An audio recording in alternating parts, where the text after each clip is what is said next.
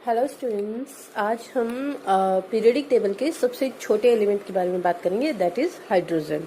Okay, hydrogen जो है वो पीरियडिक टेबल में सबसे फर्स्ट नंबर पर प्लेस किया गया है और electronic configuration of hydrogen is 1s1। That means इसमें सिर्फ एक इलेक्ट्रॉन होता है। ओके, लुक, जैसे ही हम हाइड्रोजन की बात करते हैं तो हाइड्रोजन का जो प्लेसमेंट है पीरियडिक टेबल में ये हमेशा से कंफ्यूज रहा है। ओके, साइंटिस्ट हमेशा से कंफ्यूज रहे हैं कि हम हाइड्रोजन को कहाँ पे प्लेस करें। रीजन क्या है इसका? फर्स्ट रीजन ये है कि अगर हम हाइड्रोजन का इलेक्ट्रॉनिक कॉन्फ़िगरेशन देखें, दैट इज 1s1, तो ये इलेक्ट्रॉनिक कॉन्फ़िगरेशन जो है वो फर्स्ट पीरियड के जितने भी एलिमेंट्स हैं उनके सिमिलर है, राइट। फर्स्ट ग्रुप के एलिमेंट्स का इलेक्ट्रॉनिक कॉन्फ़िगरेशन होता है ns1, okay, where n is the number of period. So अगर हम इसके विद रिस्पेक्ट देखें, इलेक्ट्रॉनिक कॉन्फ़िगरेशन के विद रिस्पेक्ट देखें, तो हाइड्रोजन जो है वो फर्स्ट ग्रुप मेटल्स के साथ, दैट इज एल्कलाई मेटल्स के साथ सिमिलरिटी शो करता है, राइट।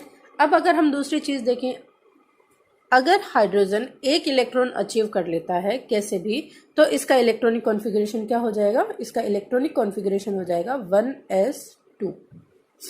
ओके, ये इलेक्ट्रॉनिक कॉन्फ़िगरेशन हो जाएगा अगर हाइड्रोजन एक इलेक्ट्रॉन अचीव कर लेता है, और ये इलेक्ट्रॉनिक कॉन्फ़िगरेशन होता है हीलियम का, राइट। ये इलेक्ट्रॉनिक कॉन्फ़िगरेशन किसका है? हीलियम का। सो अगर हाइड्रोजन एक इलेक्ट्रॉन अचीव कर लेता है तो वो अपनी नियर बाई नोबल गैस का इलेक्ट्रॉनिक कॉन्फ़िगरेशन अचीव करता है, राइट। और ये कैरेक्टर होता है हैलोजेंस का। जैसे हैलोजन में फ्लोरीन का इलेक्ट्रॉनिक कॉन्फ़िगरेशन है 1s2 2s2 2p5।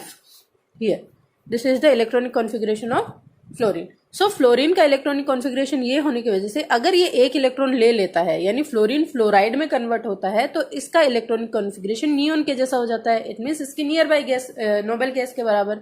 सो इस कैरेक्टरिस्टिक के विथ रिस्पेक्ट अगर हम देखें तो हाइड्रोजन जो है वो हेलोजेंस के साथ सिमिलरिटी शो कर रहा है कि 1 इलेक्ट्रॉन अचीवमेंट के बाद इसका इलेक्ट्रॉनिक कॉन्फ़िगरेशन कैसा हो जाएगा? सबसे नियरेस्ट नोबेल गैस के जैसा। सो हाइड्रोजन की ये सिमिलरिटी है हेलोजेंस के साथ। सेकेंड सिमिलरिटी, मेटल्स जो हैं, जो लिथियम है, सोडियम है, पोटेशियम है, ये कभी भी डाई एटोमिक मॉलिक्यूल्स नहीं बनाते हैं। ओके, लाइक कभी भी लिथियम Li2 की फॉर्म में एग्जिस्ट नहीं करता, बट हेलोजेंस जो हैं वो एग्जिस्ट करते हैं। लाइक क्लोरीन जो है वो Cl2 बनाता है ना, ब्रोमीन Br2 बनाता है। सो ये कैरेक्टर है हेलोजेंस का। लेकिन हाइड्रोजन भी H2 बनाता है। सो अगर इस विथ रिस्पेक्ट भी देखें तो ये हेलोजन के साथ सिमिलरिटी शो कर रहा है। नेक्स्ट है, अगर हम इनकी आयोनाइजेशन एंथैल्पी देखें, that is ionisation enthalpy. Ionisation enthalpy क्या होती है? सबसे आउटर मोस्ट शेल के सबसे लूजली बाउंडेड इलेक्ट्रॉन को बाहर निकालने के लिए जो एनर्जी चाहिए होती है। किसी भी आइसोलेटेड गैसियस एटम के आउटर मोस्ट शेल के लूजेस्ट इलेक्ट्रॉन को बाहर निकालने के लिए या एटम से अलग करने के लिए जो भी एनर्जी रिक्वायर्ड होती है उसे ही हम कहते हैं आयोनाइजेशन एंथैल्पी। ओके, तो आयोनाइजेशन एंथैल्पी के विद रिस्पेक्ट देखा जाए तो लिथियम की आयोनाइजेशन एंथैल्पी होती है 520 किलो जूल पर मोल। एक मोल के लिए हमें सिर्फ इतनी एनर्जी चाहिए होती है, लेकिन फ्लोरीन की 1680, वो बहुत ज्यादा है। लेकिन हाइड्रोजन देखो, हाइड्रोजन जो है वो फ्लोरीन के साथ सिमिलरिटी शो कर रहा है आयोनाइजेशन एंथैल्पी में। मतलब क्या है?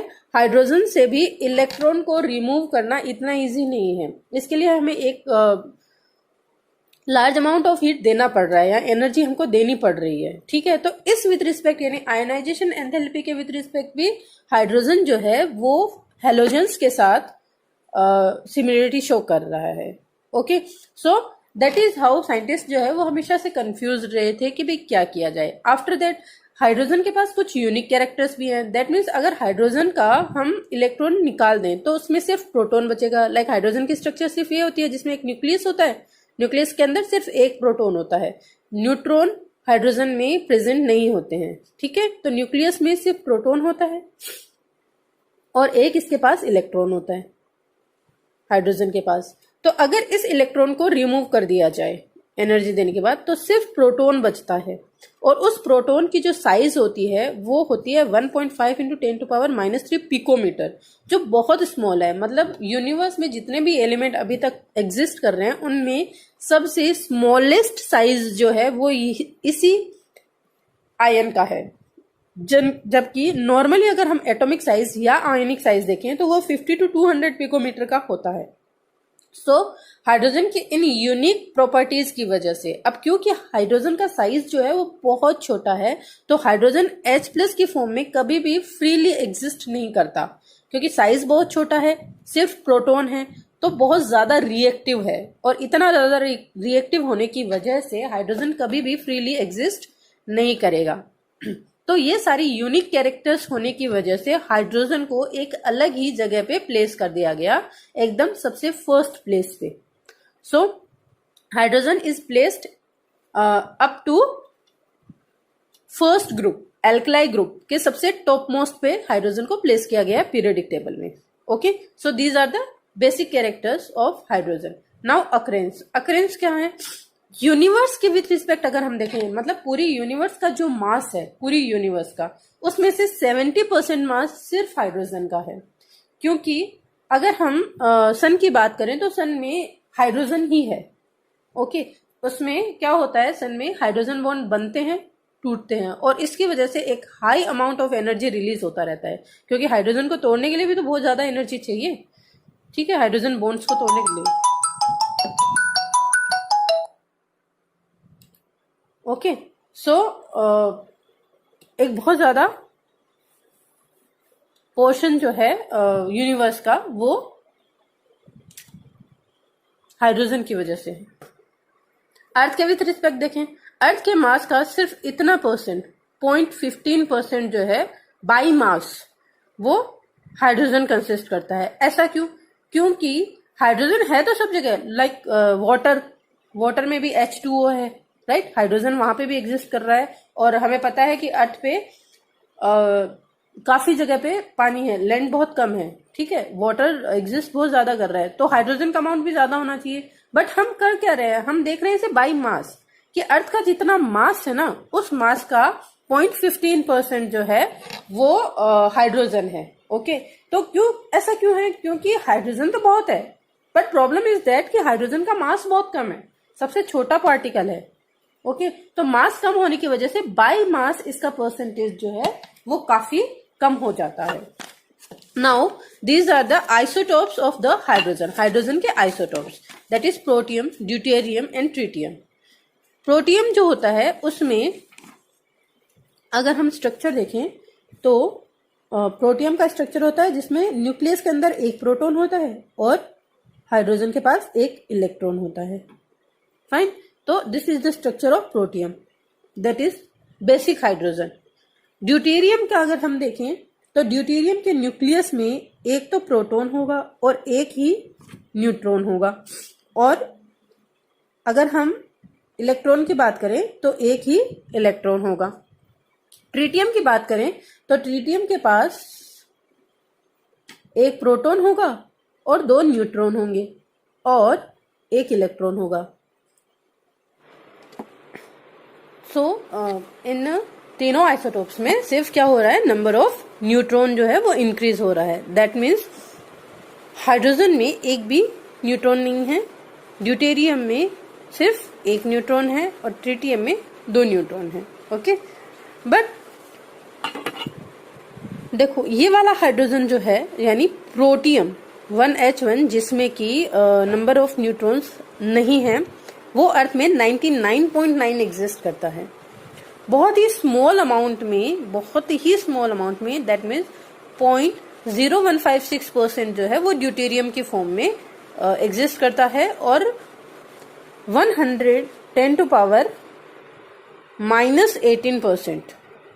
इट मीन्स क्या है कि अगर 10⁻18 पार्टिकल्स हाइड्रोजन के प्रेजेंट हैं, ठीक है, इसके प्रोटियम के प्रेजेंट हैं, तो उनमें से कोई एक पार्टिकल जो है वो ट्रिटियम का होगा, जो बहुत ही स्मॉल अमाउंट है। ओके, और ये उसके बाद में क्या है, ट्रीटियम जो है वो रेडियो एक्टिव भी है। रेडियो एक्टिव एलिमेंट्स का मतलब होता है वो अल्फा बीटा या गामा पार्टिकल्स जो है वो इमिट करते रहते हैं। सो ट्रीटियम जो है वो एक रेडियो एक्टिव एलिमेंट है, बहुत ही कम एग्जिस्ट करता है और इसमें से बीटा पार्टिकल जो है वो इमिट होते रहते हैं। सो ट्रीटियम में ये होता है। Now in case symbols, hydrogen को H से रिप्रेजेंट करते हैं, ड्यूटेरियम को D से रिप्रेजेंट करते हैं और ट्रीटियम को T से रिप्रेजेंट किया जाता है। So these are the symbols. अब हमें ये पता है कि किसी भी केमिकल रिएक्शन में इलेक्ट्रॉन्स पार्टिसिपेट करते हैं, ओके, और किसी भी न्यूक्लियर रिएक्शन में न्यूक्लियस पार्टिसिपेट करता है। जितने भी केमिकल रिएक्शंस होते हैं, ठीक है, भले ही वो आयनिक बॉन्ड का बनना हो, भले ही वो कोवेलेंट बॉन्ड का बनना हो, भले वो इलेक्ट्रॉन ट्रांसफर हो, तो हर एक रिएक्शन में हम क्या देखते हैं, इलेक्ट्रॉन्स का ट्रांसफर होता है या इलेक्ट्रॉन पार्टिसिपेट कर रहे हैं। So the reaction in which the electrons are involve are known as the chemical reactions. Okay, so अब देखो, अब केमिकल रिएक्शन ये मान के चल रहे हो कि भाई इसमें इलेक्ट्रॉन पार्टिसिपेट कर रहे हैं और इन तीनों में, तीनों ही आइसोटोप्स में नंबर ऑफ इलेक्ट्रॉन सेम है ना, तीनों में एक ही इलेक्ट्रॉन है। सो मोस्ट प्रोबेबली इनकी जो केमिकल रिएक्टिविटी होती है या केमिकल रिएक्शंस जो होती हैं वो सिमिलर होती हैं, ठीक है। क्यों होती हैं? क्योंकि इनमें नंबर ऑफ इलेक्ट्रॉन सिमिलर होते हैं, दैट्स वाई। ओके, तो due to the same number of electron they have almost same chemical properties, similar chemical properties जो है वो तीनों ही आइसोटोप शो करते हैं। Now how we can prepare hydrogen, these are the preparation methods. First of all laboratory preparation. Laboratory में हम कैसे करते हैं, जिंक के ऊपर कोई भी एसिड रिएक्ट करता है तो जिंक जो है Zn+2 में चला जाता है और हाइड्रोजन रिमूव होती है। ओके, कोई भी एक्टिव मेटल, एक्टिव मेटल्स क्या होते हैं, वो मेटल जो कि एसिड के साथ रिएक्ट करके H2 शो करते हैं। तो जिंक जो है वो बहुत ही अच्छा एक्टिव मेटल है, जनरली लेबोरेटरी में जिंक ही यूज किया जाता है। ओके, लेकिन जिंक की रिएक्शन अगर हम, क्योंकि जिंक क्या होता है, एम्फोटेरिक होता है, right, zinc and aluminium they are the amphoteric metal, aluminium and zinc. Amphoteric metal का मतलब ये होता है वो मेटल्स जो कि एसिड के साथ भी रिएक्ट कर रहे हैं और बेस के साथ भी रिएक्ट कर रहे हैं। तो क्योंकि जिंक जो है वो एम्फोटेरिक है तो ये बेस के साथ भी रिएक्ट करता है। जैसे ही जिंक बेस के साथ रिएक्ट करता है ये सोडियम जिंकेट बनाता है। ओके, और एल्यूमिनियम के साथ जब बेस रिएक्ट करता है तो वो सोडियम एल्यूमिनेट बनाता है। सो हियर लेबोरेटरी में जब इसकी रिएक्शन बेस के साथ करवाई जाती है तब भी हाइड्रोजन रिमूव होता है। Okay, now chemical production. Chemical production जो होता है वो बेसिकली इलेक्ट्रोलाइसिस से करवाया जाता है। ओके, इलेक्ट्रोलाइसिस जो है वो काफी जगह पर हम यूज करते हैं, जैसे वाटर का इलेक्ट्रोलाइसिस करा लिया हमने, ब्रेन वाटर का करवाते हैं, या फिर बेरियम हाइड्रोक्साइड का भी इलेक्ट्रोलाइसिस करवाया जाता है। अब इलेक्ट्रोलाइसिस है क्या वो देख लेते हैं थोड़ा सा। Now this is the electrolysis. Electrolysis क्या होता है, फर्स्ट ऑफ ऑल अगर किसी कंपाउंड की लिक्विड फॉर्म में हम कोई भी करंट पास करवाते हैं, ओके, तो करंट पास करवाने से जो इलेक्ट्रोलाइट होता है या जो कंपाउंड होता है वो अपने आयंस में टूट जाता है। इसी प्रोसेस को इलेक्ट्रोलाइसिस कहते हैं। ओके, सो इलेक्ट्रोलाइसिस।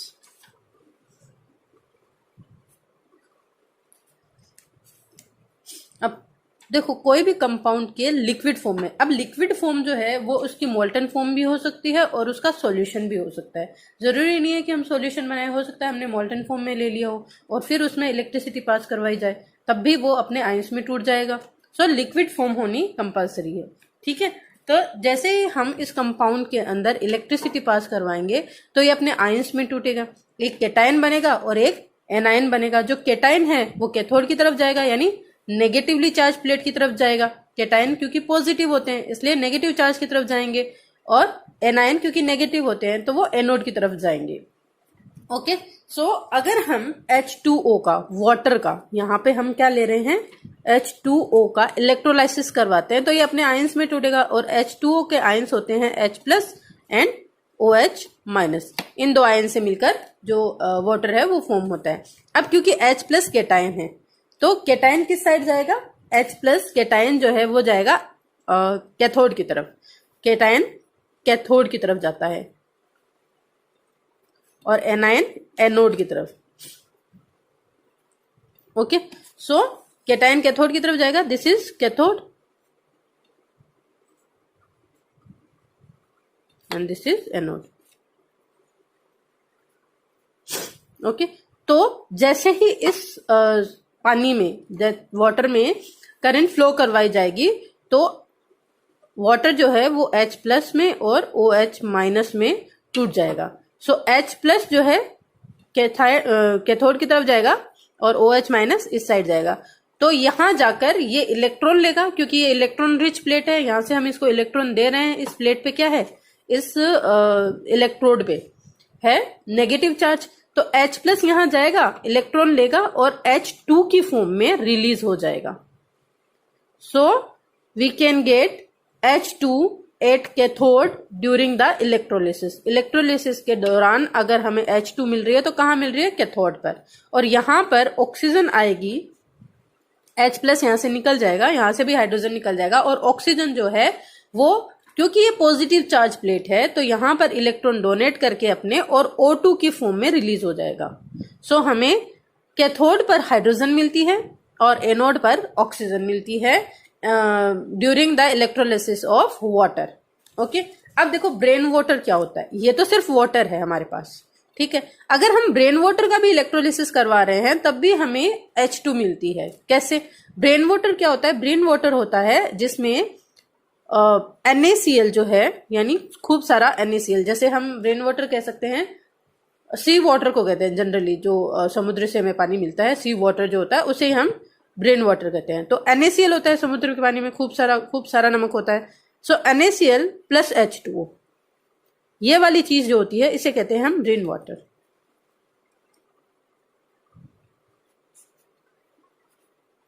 जब इसका इलेक्ट्रोलिसिस करवाया जाता है तब भी हमें हाइड्रोजन मिलती है। कैसे? जैसे ये मिक्सचर का हम इलेक्ट्रोलिसिस कराएंगे, जैसे ही करंट पास करेंगे तो ये क्या होगा, ये अपने अपने आयंस में टूटेगा। यानी एक तो Na प्लस बनाएगा, Cl माइनस बनाएगा, H2O क्या बनाएगा, H प्लस बनाएगा और OH माइनस बनाएगा, राइट। तो ये वाली चीजें हमें 4 मिल रही है। अब इनमें से कौन सा कैटायन कैथोड पे जाकर डिस्प्लेस होगा और कौन सा एनायन एनोड पे जाके डिस्प्लेस होगा, ये चीज जो है वो होती है रिएक्टिविटी सीरीज से कंसिडर होती है, ठीक है। हमने एक सीरीज पढ़ी थी in the first chapter, that is redox reaction में, this series here, this is right. अब देखो Na का यहां पे हाइड्रोजन का इलेक्ट्रोड पोटेंशियल, यानी हाइड्रोजन के रिड्यूस्ड होने का पोटेंशियल होता है 0, लेकिन सोडियम के रिड्यूस्ड होने का पोटेंशियल क्या है,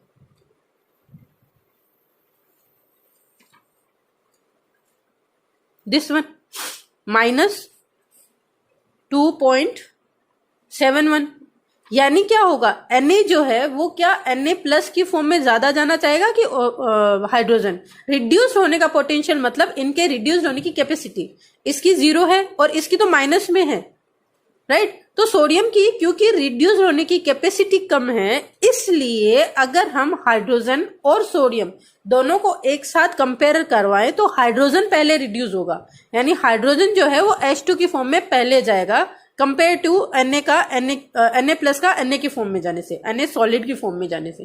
क्योंकि इसका रिडक्शन पोटेंशियल कम है, दैट्स वाई, ठीक है। तो अगर यहां पर हमारे पास सोडियम और हाइड्रोजन दो आयन हैं, तो सोडियम कंपेरेटिवली कम रिड्यूस्ड होना चाहेगा, इसलिए हाइड्रोजन जो है वो जाएगा कैथोड पर और H2 की फॉर्म में रिलीज हो जाएगा, राइट। कंपेयर करेंगे हम दोनों आयंस को कि भाई किसकी रिड्यूस होने की अच्छी टेंडेंसी है, जो ज्यादा रिड्यूस होना चाहेगा वही पहले जाएगा, फाइन। अब यहाँ पे देखो एनायंस में, एनायंस की भी एक रिएक्टिविटी सीरीज होती है, ठीक है। और एनायंस की छोटी सी रिएक्टिविटी सीरीज होती है जो होती है ये, यहां पे मैं लिख रही हूं, फ्लोरीन,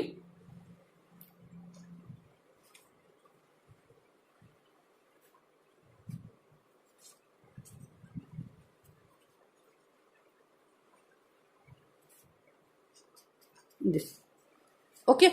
इट मीन्स इस रिएक्टिविटी सीरीज में हम ये देखते हैं कि कौन सा ज्यादा रिएक्टिव है। जो कंपाउंड ज्यादा रिएक्टिव है, ठीक है, वो इस मेटल के साथ रिएक्ट करेगा, जाहिर सी बात है Na जो है Na प्लस की फॉर्म में ही रहेगा सॉल्यूशन में। तो आयन जो इन दोनों में से ज्यादा रिएक्टिव है, जो ये दोनों आयन किए हुए हैं इनमें से जो ज्यादा रिएक्टिव है वो Na के साथ रिएक्ट करेगा, और जो बच जाएगा वो किस तरफ जाएगा, वो एनोड की तरफ जाएगा।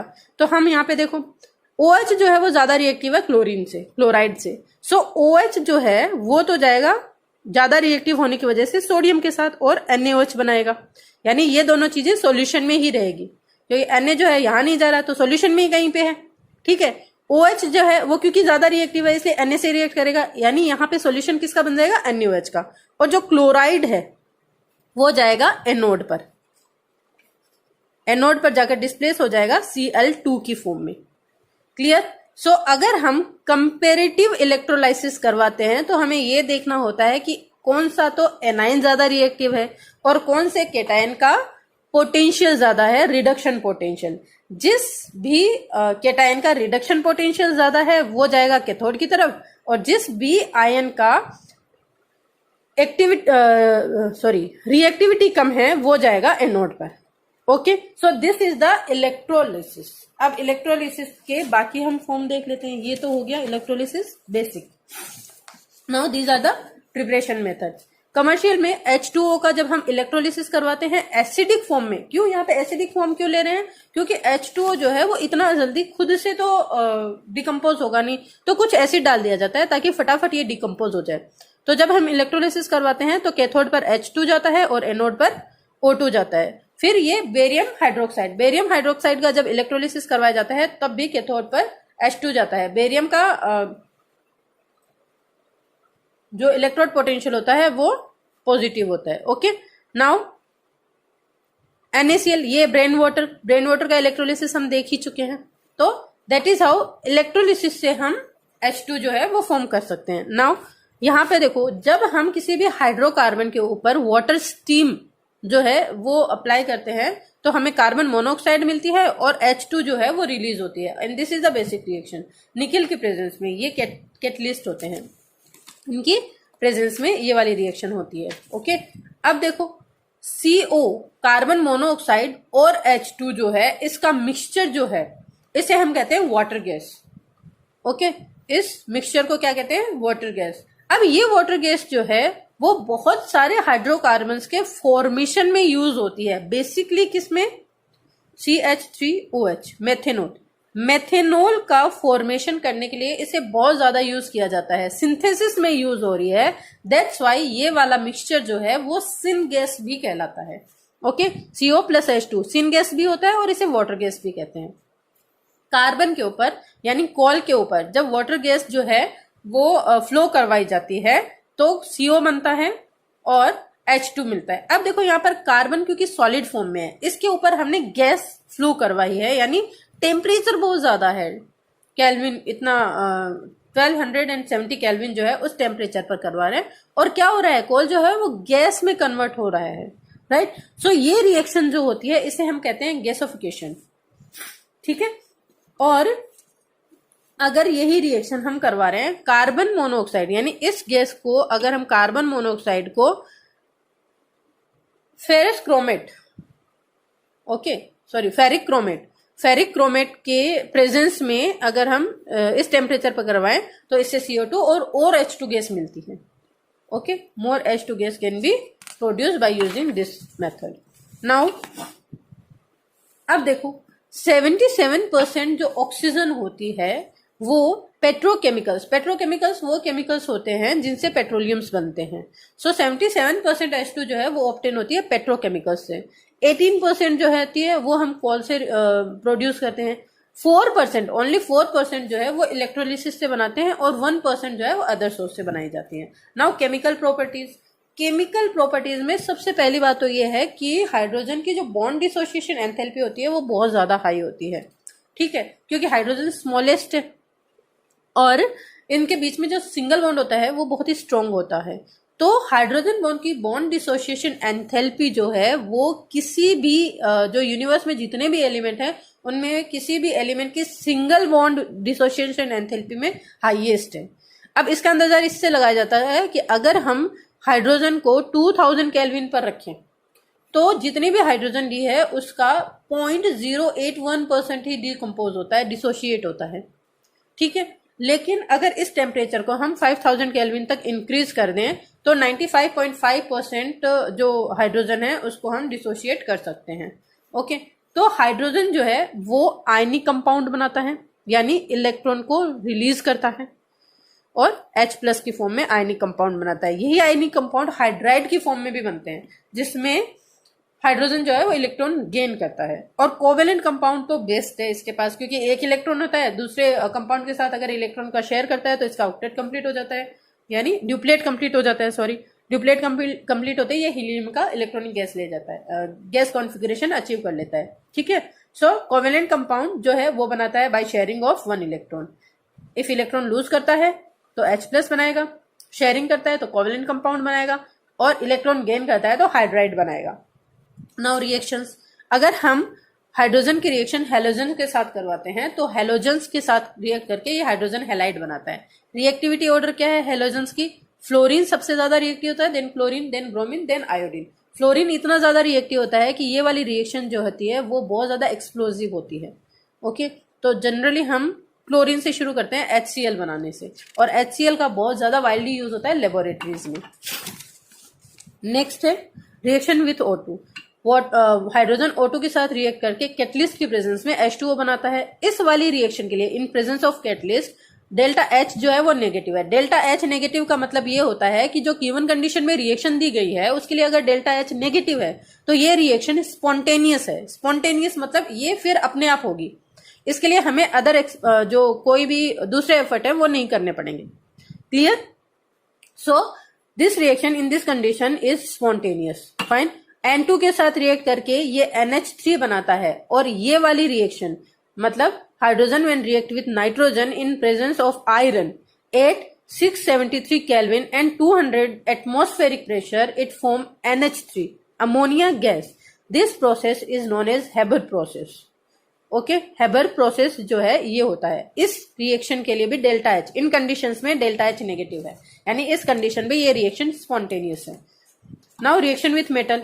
हाइड्रोजन मेटल के साथ रिएक्ट करके मेटल हाइड्राइड्स बनाता है, मेटल हाइड्राइड्स बनाता है एल्कलाई मेटल्स के साथ। एल्कलाई मेटल कौन से होते हैं? फर्स्ट ग्रुप के मेटल, लिथियम, सोडियम, पोटेशियम, वो सारे, ठीक है। तो इन मेटल्स के साथ रिएक्ट करके हाई टेम्परेचर पर मेटल हाइड्राइड्स बनाता है।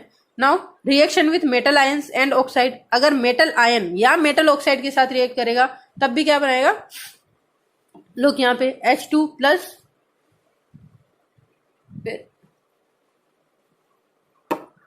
पैलेडियम।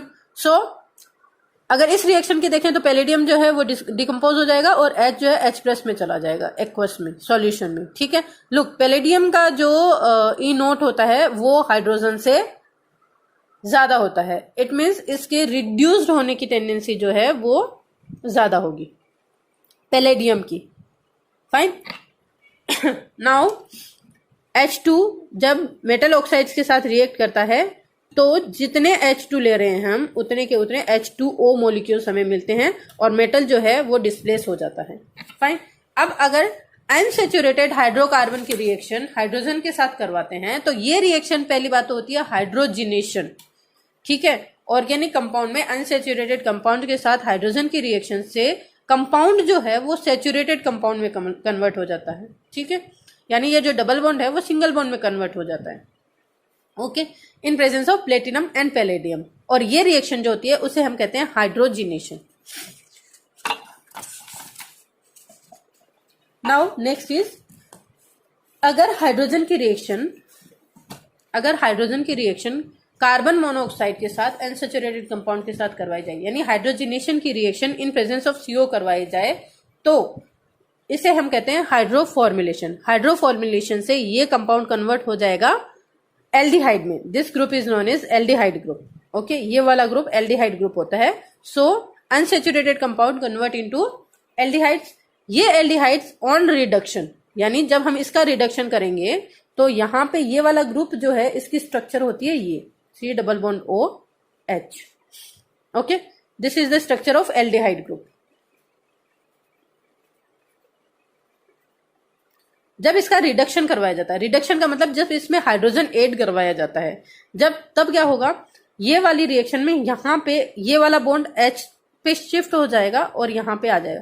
तो एक हाइड्रोजन यहाँ पे H नेगेटिव, O नेगेटिव आने की वजह से क्या होगा, जैसे ही इलेक्ट्रॉन यहां शिफ्ट होंगे ये जो है इसमें कन्वर्ट हो जाएगा, किसमें,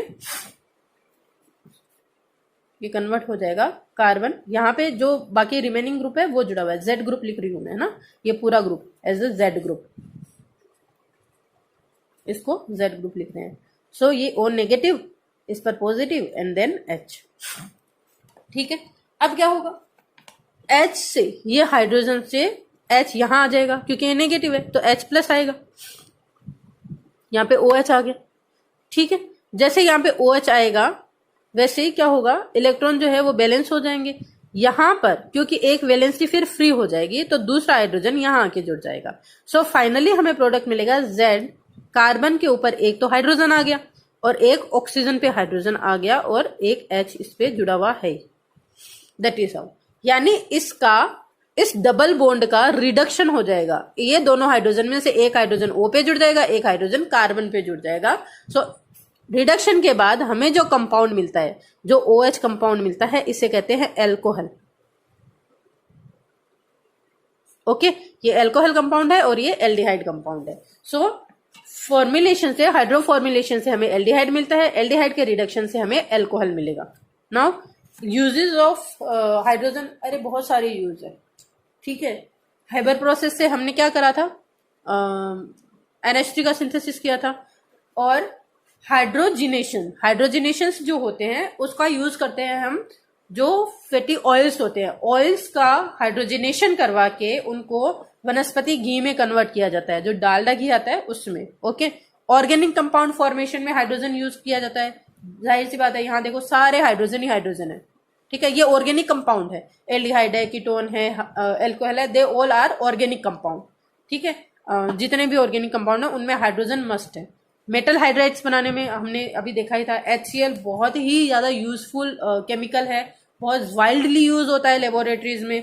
metallurgy of metal oxide, metal oxide की जब मेटलर्जी की जाती है तो हाइड्रोजन का रिडक्शन में बहुत ज्यादा यूज आता है। रॉकेट फ्यूल्स में भी हाइड्रोजन यूज किया जाता है। क्यों यूज किया जाता है, क्योंकि जैसे ही हाइड्रोजन की बॉन्ड ब्रेकिंग होगी एक large amount of heat energy जो है वो रिलीज होती है। ठीक है, और फ्यूल सेल्स में भी क्योंकि हाइड्रोजन की बॉन्ड ब्रेकिंग एनर्जी बहुत ज्यादा होती है, बॉन्ड फॉर्मेशन एनर्जी भी बहुत ज्यादा होती है, इसलिए इसे एज अ रॉकेट फ्यूल और फ्यूल सेल्स में इसको यूज किया जाता है। Now hydrides of hydrogen, hydrogen के हाइड्राइड्स, लुक हाइड्रोजन जो है उसके हाइड्राइड जो है वो EHX, दैट मीन्स यहाँ पे E जो है वो एलिमेंट है, कोई भी एलिमेंट अगर हम ले रहे हैं तो या तो EHX बनाएगा या EMHN बनाएगा, यानी मेटल का नंबर अलग, हाइड्रोजन का अलग। ठीक है, तो यहाँ पे ये हो गया MgH2 एग्जाम्पल, और यहाँ B2H6, यहाँ पे दोनों नंबर अलग अलग है। ओके, नाउ हाइड्रोजन के हाइड्राइड्स तीन तरह के हो सकते हैं, तीन तरह के हाइड्राइड बना सकता है। आयनिक हाइड्राइड बना सकता है, कोवेलेंट हाइड्राइड बना सकता है, और नॉन स्टोइकियोमेट्रिक हाइड्राइड बना सकता है। ओके, लुक आयनिक हाइड्राइड बनाएगा S ब्लॉक एलिमेंट्स के साथ, जितने भी S ब्लॉक एलिमेंट है उसके साथ हाइड्रोजन जो है वो आयनिक हाइड्राइड बनाएगा। उसका रीजन क्या है, क्योंकि हाइड्रोजन सबसे ऊपर प्लेस होता है ग्रुप में। ठीक है, एंड सो ऑन, जैसे भी चल रहा है। ठीक है, जैसे हम ऊपर से नीचे आते हैं किसी भी ग्रुप में, तब उसकी आयोनाइजेशन एंथैल्पी जो है वो कम होती जाती है। ठीक है, क्योंकि साइज बढ़ता जाता है।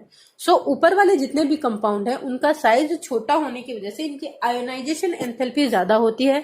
इट मींस इनकी इलेक्ट्रॉन देने की टेंडेंसी जो है वो बहुत कम होती है ना। तो नीचे वाले कंपाउंड क्योंकि इजीली इलेक्ट्रॉन दे देंगे, हाइड्रोजन के नीचे जितने भी कंपाउंड हैं वो सारे इजीली इलेक्ट्रॉन दे देंगे कंपेयर टू हाइड्रोजन, इसलिए हमेशा हाइड्रोजन जो है इनसे इलेक्ट्रॉन लेगा और हाइड्राइड बनाएगा। सो S ब्लॉक एलिमेंट हमेशा आयनिक हाइड्राइड बनाते हैं। ठीक है, और ऊपर वाले हाइड्रोजन, जैसे अब मैंने बताया जैसे लिथियम है, भाई हाइड्रोजन से जस्ट नीचे ही तो है, ये भी तो थोड़ा सा मतलब इलेक्ट्रॉन देने की टेंडेंसी कम रखेगा क्योंकि ये भी साइज में छोटा है। सो ऊपर वाले जो हाइड्राइड है, यानी जैसे लिथियम है, सेकेंड ग्रुप का बेरिलियम है, मैग्नीशियम है, ये वाले जो होते हैं इनमें समहाउ कोवेलेंट कैरेक्टर आ जाते हैं, मतलब ये इलेक्ट्रॉन देने की जगह इलेक्ट्रॉन शेयर करना ज्यादा पसंद करते हैं। तो कुछ कैरेक्टर कोवेलेंट कंपाउंड के भी इसमें आ जाते हैं। किन में? लिथियम के हाइड्राइड्स में, बेरिलियम के हाइड्राइड में और मैग्नीशियम के। क्यों? क्योंकि ये सबसे छोटे होते हैं और छोटे होने की वजह से इनकी आयोनाइजेशन एंथैल्पी ज्यादा होती है कंपैरेटिवली, इसलिए इलेक्ट्रॉन देने से ज्यादा अच्छा लगता है इनको कि ये इलेक्ट्रॉन जो है वो शेयर कर ले। Okay, so s block element generally बनाते हैं। Lighter elements are showed significant covalent character. Okay, crystalline होते हैं, नॉन वोलेटाइल होते हैं, non conducting in solid state. अगर हम कोई भी आयनिक कंपाउंड देखते हैं तो वो सॉलिड स्टेट में नॉन कंडक्टिंग होता है, किसी भी तरह की कोई इलेक्ट्रिसिटी कंडक्ट नहीं करता है। क्यों? क्योंकि सॉलिड फेज में आयंस जो हैं वो फ्रीली मूव नहीं कर सकते हैं। जब तक आयन फ्रीली मूव नहीं करेंगे तब तक वो इलेक्ट्रिसिटी का कंडक्शन नहीं कर सकते हैं। इलेक्ट्रिसिटी क्या, किसी भी चीज का कंडक्शन नहीं कर सकते हैं। ठीक है, तो इलेक्ट्रिसिटी का कंडक्शन करने के लिए बहुत जरूरी है कि आयन मूव करें। अगर ये मेल्ट कर दिए जाए तो क्योंकि आयन फ्री हो जाते हैं, आयन फ्री होते ही वो इलेक्ट्रिसिटी कंडक्ट कर सकते हैं। So they are conductor in their liquid phase but non-conductor in their solid phase. Okay, जब हाइड्राइड जो है वाटर के साथ रिएक्ट करते हैं तो ये क्या बना रहे हैं? बेस बना रहे हैं और हाइड्रोजन गैस रिलीज करते हैं। Now covalent hydride. Covalent hydride भी फिर 3 तरह के होते हैं। कोवेलेंट हाइड्राइड वो हाइड्राइड्स होते हैं जिनमें हाइड्रोजन जो है वो सेंट्रल एटम के साथ या कोई भी गिवन एटम है उसके साथ इलेक्ट्रॉन शेयर करता है। जनरली पी ब्लॉक एलिमेंट्स जो हैं वो कोवेलेंट हाइड्राइड बनाते हैं। इनमें इलेक्ट्रॉन डेफिशिएंट हो सकते हैं, इलेक्ट्रॉन प्रिसाइज हो सकते हैं और इलेक्ट्रॉन रिच हो सकते हैं। That means BH3। BH3 में क्योंकि आउटर मोस्ट शेल में बोरोन में 3 इलेक्ट्रॉन होते हैं, एक एक इलेक्ट्रॉन हाइड्रोजन शेयर करता है और इस तरह से 3 हाइड्रोजन के साथ ये कंपाउंड बना लेता है। लेकिन अभी भी इसके पास 8 हाइड्रोजन नहीं है। यानी बोरोन क्यों शेयरिंग ऑफ इलेक्ट्रॉन करना चाहता है? ताकि इसका ऑक्टेट कंप्लीट हो जाए। ऑक्टेट कंप्लीट करने के लिए इसको 8 इलेक्ट्रॉन चाहिए इसके आउटर मोस्ट शेल में। लेकिन यहां देखो 2 इलेक्ट्रॉन, 4 एंड 6। ठीक है, 6 इलेक्ट्रॉन होने की वजह से अभी भी इसका इलेक्ट्रॉन कंप्लीट नहीं है। इट मीन्स अभी भी ये इलेक्ट्रॉन डेफिशिएंट है, अभी भी इसको इलेक्ट्रॉन चाहिए। सो ग्रुप 13 के जितने भी एलिमेंट है वो इसी तरह के कंपाउंड बनाएंगे। और लेविस ने क्लियरली ये कहा था वो कंपाउंड जो इलेक्ट्रॉन लेने की टेंडेंसी रखते हैं, वो कंपाउंड जो इलेक्ट्रॉन लेना चाहते हैं वो लेविस एसिड होते हैं। ओके, सो इलेक्ट्रॉन डेफिशिएंट कोवेलेंट हाइड्राइड्स जो है वो लेविस एसिड की कैटेगरी में आते हैं। Because they are electron deficient, they want to get electrons, इसलिए लेविस एसिड की कैटेगरी में आते हैं। ओके, प्रिसाइज का मतलब भाई जितने चाहिए उतने के उतने हैं। जैसे कार्बन, ग्रुप 14 के जितने भी एलिमेंट है वो प्रिसाइज हाइड्राइड बनाते हैं। कार्बन के साथ पास 4 इलेक्ट्रॉन होते हैं आउटर मोस्ट शेल में, एक एक इलेक्ट्रॉन हाइड्रोजन दे देता है। ओके, सो इसके आउटर मोस्ट शेल में 8 इलेक्ट्रॉन हो गए, मतलब जितने रिक्वायर्ड हैं उतने के उतने इलेक्ट्रॉन हो गए। 8 electron are there, so they are precise. Now electron rich, मतलब जितने इलेक्ट्रॉन चाहिए उनसे ज्यादा। सो 15 to 17 ग्रुप जो है वो इस कैटेगरी में आता है। फाइन। सो इसमें क्या होता है? नाइट्रोजन के पास 5 इलेक्ट्रॉन होते हैं, 1 electron pair and 3 single electron. यहां पे हाइड्रोजन अपने इलेक्ट्रॉन देगा, राइट? 2, 4, 6 और एक ही 8। ऐसे तो इसका ऑक्टेट कंप्लीट है, लेकिन अभी भी इसके पास 2 ऐसे इलेक्ट्रॉन हैं जो ये बॉन्ड बनाने में यूज कर सकता है। ये सिर्फ नाइट्रोजन के इलेक्ट्रॉन है, इनमें हाइड्रोजन का कोई कॉन्ट्रीब्यूशन नहीं है।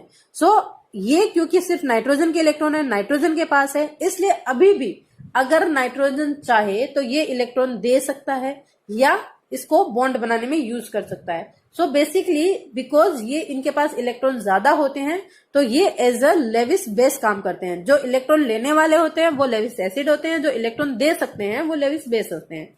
Clear? So they are behave as an Lewis base. अब क्योंकि नाइट्रोजन, ऑक्सीजन और फ्लोरीन इनका साइज बहुत छोटा होता है, इसलिए ये हाइड्रोजन बॉन्डिंग में भी पार्टिसिपेट करते हैं due to appropriate size. Now non stoichiometric और इंटरस्टिशियल और मेटेलिक हाइड्राइड। इंटरस्टिशियल या मेटेलिक हाइड्राइड क्या होते हैं? वो हाइड्राइड जिनकी स्टोइकियोमेट्री जो है जो शो करती है वो कंपाउंड जनरली वैसे नहीं होते हैं। जैसे हम लेंथेनम की बात करें, लेंथेनम हमेशा La3+ की फॉर्म में एग्जिस्ट करता है। ठीक है, अगर जब भी आयन बनाएगा तो La3+ बनाएगा। जब इसके हाइड्राइड बनते हैं तो ये 2 हाइड्रोजन के साथ रिएक्ट करता है, 2H-, यानी हाइड्राइड के साथ ही करेगा 2H-। तो एक और इलेक्ट्रॉन का, इसका एक इलेक्ट्रॉन और कहां गया? ये La+ में कब गया ना? जब इसने 3 इलेक्ट्रॉन लूज किए, राइट। अगर हम इसकी बात करें लेंथेनम की तो लेंथेनम ने 3 इलेक्ट्रॉन लूज किए, तभी तो लेंथेनम 3+ फॉर्म में गया, +3 इलेक्ट्रॉन, राइट। अब ये 3 इलेक्ट्रॉन में से हम ये कह रहे हैं कि 2 इलेक्ट्रॉन तो 2 हाइड्रोजन ने ले लिए, यानी एक हाइड्रोजन आया, H आया और H- में कन्वर्ट हो गया, यानी एक इलेक्ट्रॉन यहां चला गया। दूसरा इलेक्ट्रॉन एक और H आया और उसने ले लिया, क्योंकि जब इसका हाइड्राइड देखा गया तो ये देखा गया ये LaH2 की प्लस फॉर्म में, H2 की फॉर्म में एग्जिस्ट कर रहा है। सो 2 हाइड्राइड यहां आ गए। Where is the third electron? Third electron कहां गया? 2 हाइड्रोजन ने 2 इलेक्ट्रॉन ले लिए, लेकिन इसने तो 3 दिए ना। इट मीन्स ये जैसा दिख रहा है ना वैसा है नहीं, इसको अगर ये ऐसा दिख रहा है तो इसको होना ये चाहिए था +2 हाइड्राइड H-। ये वाली अगर फॉर्म होती तो जनरली हम ये मान लेते कि हाँ ठीक है, हाइड्राइड बन गया, 2H + 2 इलेक्ट्रॉन यहां से निकले और 2 हाइड्रोजन ने ले लिए, बात खत्म। स्टोइकियोमेट्री तो यही कहती है, लेकिन ऐसा है नहीं। जब हमने एक्सपेरिमेंट करके देखे तो ये वाली चीज ऐसी थी नहीं। यहाँ पे La लेंथेनम जो है वो 3+ फॉर्म में एग्जिस्ट कर रहा है, यानी लेंथेनम ने 3 इलेक्ट्रॉन दिए हैं, ये श्योर है। 2 हाइड्रोजन के पास चले गए, एक इलेक्ट्रॉन जो है वो लैटिस में कहीं इंटरस्टिशियल घूम रहा है, ठीक है। लैटिस के बीच में कहीं ना कहीं वो इलेक्ट्रॉन जो है वो घूम रहा है, और वही घूमता हुआ इलेक्ट्रॉन जो है वो इलेक्ट्रिसिटी भी कंडक्ट कर रहा है। जब हम इसकी पूरी इलेक्ट्रॉन के रिएक्शन को देखते हैं LaH2, जब इसको डिकम्पोज किया जाता है तो लेंथेनम 3+ फॉर्म में एग्जिस्ट करता है। 2 हाइड्राइड आयन होते हैं इसके पास H- और एक इलेक्ट्रॉन होता है। ये जो फ्री इलेक्ट्रॉन होता है यही लेंथेनम हाइड्राइड्स में इलेक्ट्रिसिटी कंडक्शन के लिए रिस्पॉन्सिबल होता है। ओके, जैसे ये स्टोइकियोमेट्री दिख रही है ये वैसा है नहीं, that's why they are known as non stoichiometric. Clear? Electron कहीं इंटरस्टिशियल घूम रहा है, that's why they are known as interstitial hydrides. और क्योंकि मेटल्स बना रहे हैं D और F ब्लॉक के metals, so they are also known as metallic hydrides. Now some other points. Okay, ionic hydrides के लिए, आयनिक हाइड्राइड जो होते हैं जनरली क्लोरीन और ऑक्सीजन के साथ कम रिएक्ट करते हैं। Okay, lithium hydride is unreactive with oxygen and chlorine. इनका यूज किस लिए कर लिया हमने लिथियम हाइड्राइड की? जब हम एल्यूमिनियम क्लोराइड के साथ, ये डाइमर है AlCl3 का, रिमेंबर AlCl3 एल्यूमिनियम क्लोराइड, उसका डाइमर है। जैसे ही इसके साथ रिएक्ट करता है लिथियम हाइड्राइड, क्योंकि इसकी क्लोरीन के साथ रिएक्ट करने की टेंडेंसी होती है कम, तो यहां पे एल्यूमिनियम की हाई रिएक्टिविटी की वजह से लिथियम जो है वो एल्यूमिनियम के साथ रिएक्ट करेगा और लिथियम एल्यूमिनियम हाइड्राइड बनाएगा। This is known as lithium aluminium hydride. Lithium aluminium hydride, और यहां पर जब लिथियम हाइड्राइड डाइबोरेन के साथ, दिस इज डाइबोरेन के साथ रिएक्ट करेगा तो लिथियम बोरोहाइड्राइड बनाएगा। और ये दोनों ही lithium aluminium hydride and lithium borohydride, इनका यूज किया जाता है एज अ रिड्यूसिंग एजेंट। जब भी कार्बनिक कंपाउंड का हमें रिडक्शन करना होता है तो हम इन दोनों को यूज करते हैं, ठीक है। ये दोनों lithium aluminium hydride, lithium borohydride, इनकी जगह सोडियम बोरोहाइड्राइड भी होता है, NaBH4,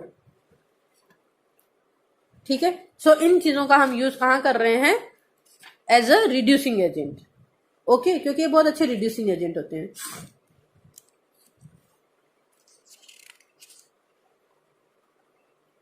now palladium PD, palladium और प्लेटिनम जो है वो अपने ऊपर एक हाई वॉल्यूम ऑफ हाइड्रोजन जो है वो अकोमोडेट करके रख सकते हैं। मतलब मान लो ये पैलेडियम का मॉलिक्यूल है, सॉरी एटम है, तो ये एटम अपने ऊपर हाइड्रोजन को जो है एक्यूमुलेट करके रख सकता है, यानी इसके ऊपर, इसके अंदर एंटर नहीं किया है हाइड्रोजन ने, सिर्फ इसके ऊपर है, सरफेस के ऊपर, ठीक है। तो अब ये एक्यूमुलेट करके रख सकता है बहुत बड़ा वॉल्यूम, मतलब खूब सारा वॉल्यूम यहाँ पे हाइड्रोजन का जो है इसके चारों तरफ यूं हो सकता है। हम इसका यूज किस लिए करते हैं? हाइड्रोजन स्टोरेज के लिए। It's also a good source of energy. Now water is a very important compound of hydrogen. Okay, look, water का मेल्टिंग और बॉइलिंग पॉइंट जो है वो बहुत हाई होता है। क्यों हाई होता है? Due to hydrogen bonding. Hydrogen bonding क्या होती है? जैसा कि हमने लास्ट टॉपिक में देखा था, oxygen, nitrogen and fluorine, they form hydrogen bonding due to their appropriate size. इसमें क्या होता है, सपोज यहाँ पे ऑक्सीजन है, ऑक्सीजन, और इससे 2 हाइड्रोजन जुड़े हुए हैं, this is the structure of water. अगर यहाँ पे हम दूसरा हाइड्रोजन ये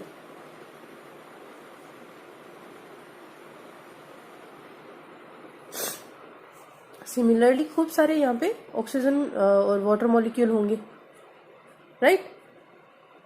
तो हाइड्रोजन बॉन्डिंग में क्या होता है कि एक वाटर मॉलिक्यूल का हाइड्रोजन दूसरे वाटर मॉलिक्यूल के ऑक्सीजन के लॉन पेयर के साथ एक पार्शियली बॉन्ड बना लेता है अट्रैक्टेड होके, क्योंकि हाइड्रोजन जो है वो इलेक्ट्रोपॉजिटिव है और ऑक्सीजन के पास लॉन पेयर है, दैट्स वाई।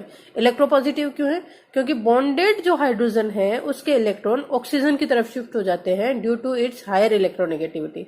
ऑक्सीजन की इलेक्ट्रोनेगेटिविटी बहुत ज्यादा होने की वजह से हाइड्रोजन के जो इलेक्ट्रॉन्स हैं वो कुछ ऑक्सीजन की तरफ शिफ्ट हो जाते हैं, तो इस पर हाइड्रोजन के ऊपर थोड़ा सा पार्शियली पॉजिटिव चार्ज रहता है।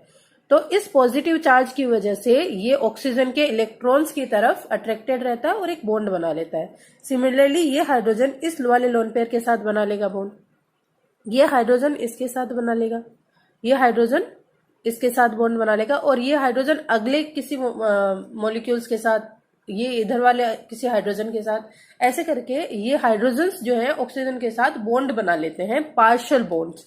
ये बॉन्ड जो है वो फिक्स नहीं होते हैं, पार्शियल होते हैं। मतलब ये यहाँ पे अट्रैक्शन फोर्स है, अगर कोई दूसरा मॉलिक्यूल पास में आ गया तो इसका हाइड्रोजन का उस ऑक्सीजन पर पार्शियली अट्रैक्शन फोर्स लगने लग जाएगा। सो ये वाली जो चीज होती है इसे हम कहते हैं हाइड्रोजन बॉन्डिंग। ये वाली चीज होती है हाइड्रोजन बॉन्डिंग। इसी हाइड्रोजन बॉन्डिंग की वजह से वाटर का मेल्टिंग और बॉइलिंग पॉइंट जो होता है वो बहुत ही ज्यादा होता है। ठीक है, क्यों ज्यादा होता है? क्योंकि अगर हमें इसको वेपर फेज में कन्वर्ट करना है, सपोज इट इज लिक्विड, ये लिक्विड है, ठीक है, लिक्विड फॉर्म में है, और इसको हमें वेपर फेज में कन्वर्ट करना है, तो इट मीन्स हमें इन मॉलिक्यूल्स को अलग अलग करना पड़ेगा, राइट। इन मॉलिक्यूल्स को अलग करने के लिए हमें पहले ये वाले हाइड्रोजन बॉन्ड तोड़ने पड़ेंगे, तो इसके लिए एनर्जी देनी पड़ेगी, पहले हीट इसको देनी पड़ेगी ताकि ये वाले बॉन्ड टूटे।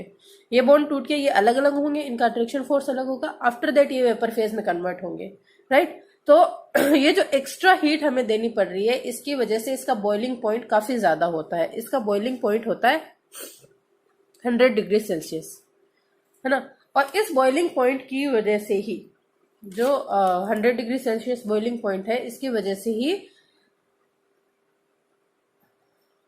इसे एज अ बॉयलर हम काम में लेते हैं, ठीक है।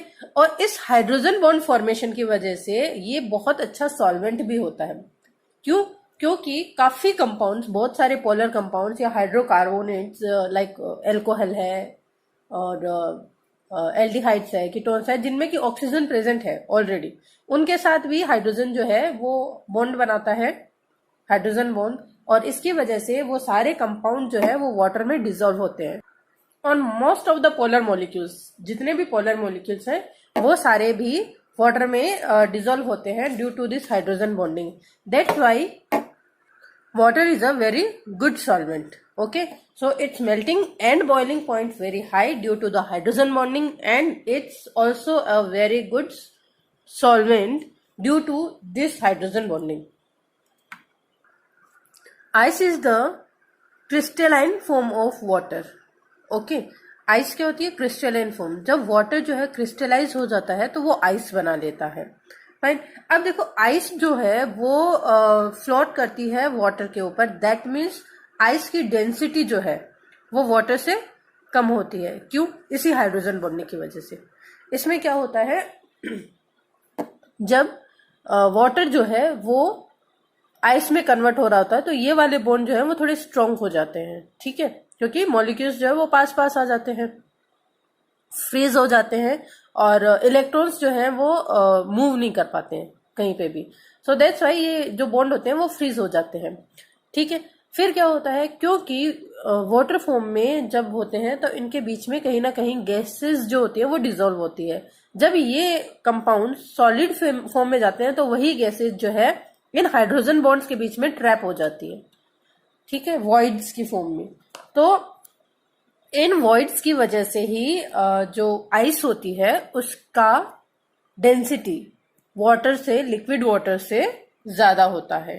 ओके, अगर हम इसकी स्ट्रक्चर देखें, look this is the structure of ice. Okay, इसमें क्या होता है, कोई भी एक ऑक्सीजन एटम, सपोज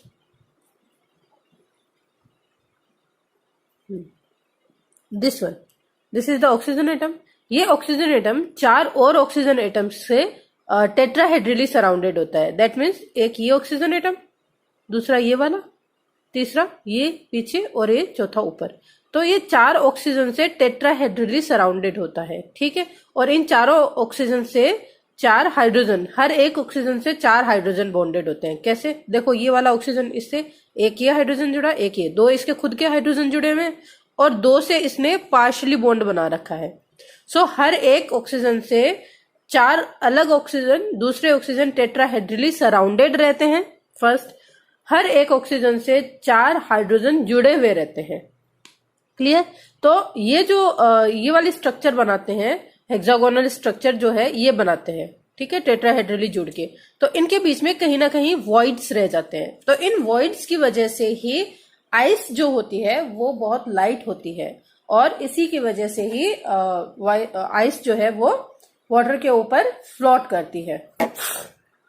आइस का यही जो कैरेक्टर होता है ऊपर फ्लोटेशन का, इसी की वजह से जो एक्वेटिक लाइफ होती है उसको सर्वाइवल में बहुत हेल्प मिलती है, right. Like in winter seasons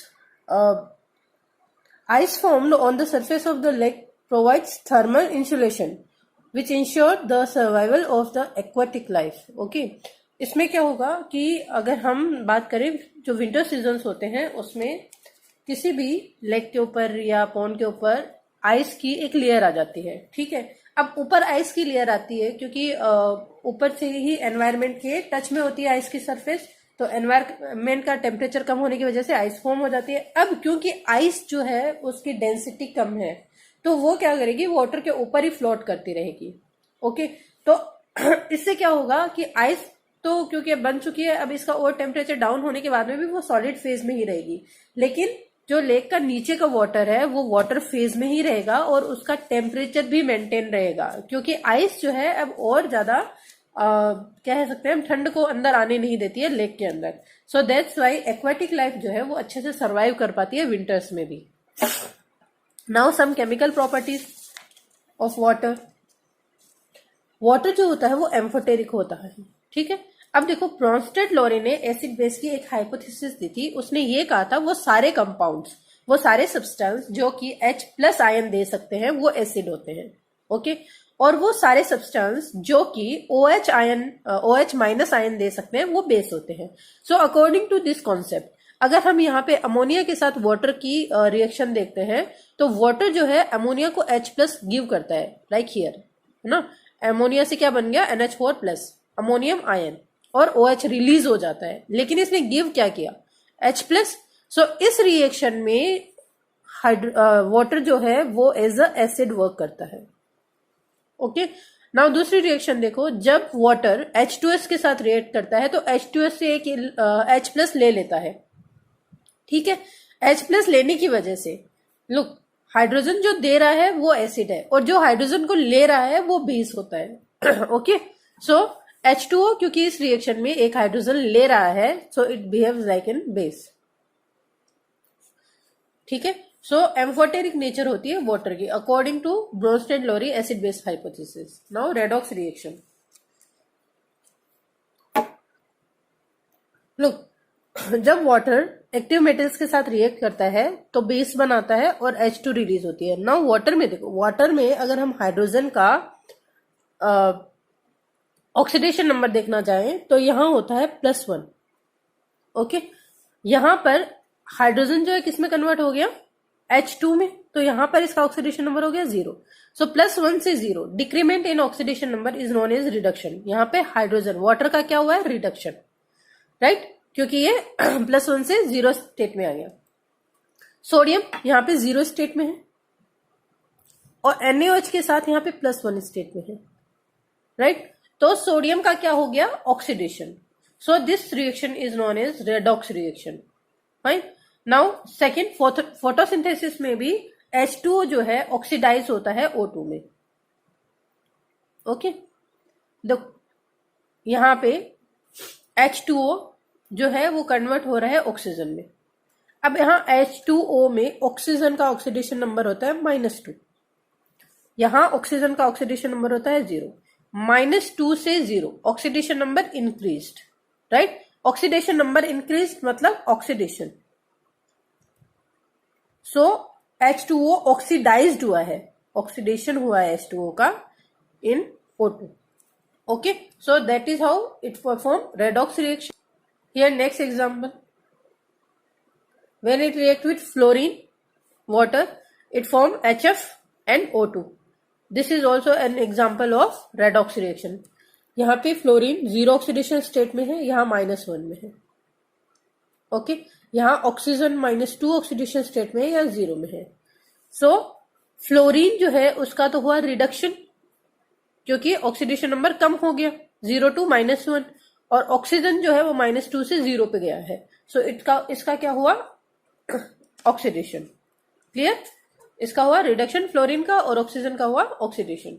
now hydrolysis. Hydrolysis का मतलब होता है वाटर मॉलिक्यूल टूटकर किसी OH के साथ H+ और OH- जुड़ जाना।